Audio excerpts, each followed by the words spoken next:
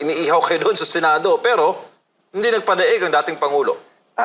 Alam nyo talaga, ang naramdaman ko doon ay yung na-miss ng tao ang Pangulo na magtatanggol sa kanila at ang drug war. Talagang kailangan ibalik ang drug war dahil nagbalikan na po ang mga adik at mga pusher sa ating bansa.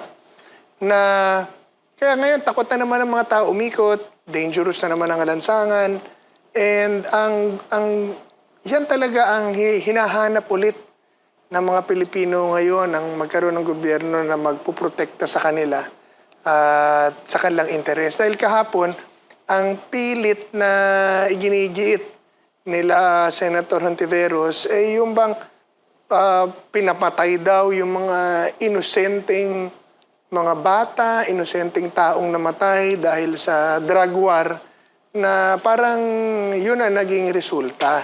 Hindi po yun ang drug war eh. Ang drug war po is a war against the criminals who get into drugs. And sa simula pa lamang nung hearing, nakita na natin na inadmit na ng lahat. Inadmit ng mga biktima, inadmit ng mga pulis, inadmit ng mga opisyal na lahat kasali sa droga na ganun kalalim at ganun kasama.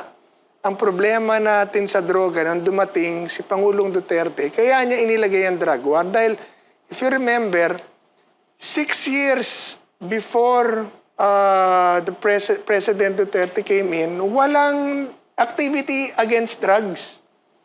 Wala, kaya lumala ang droga.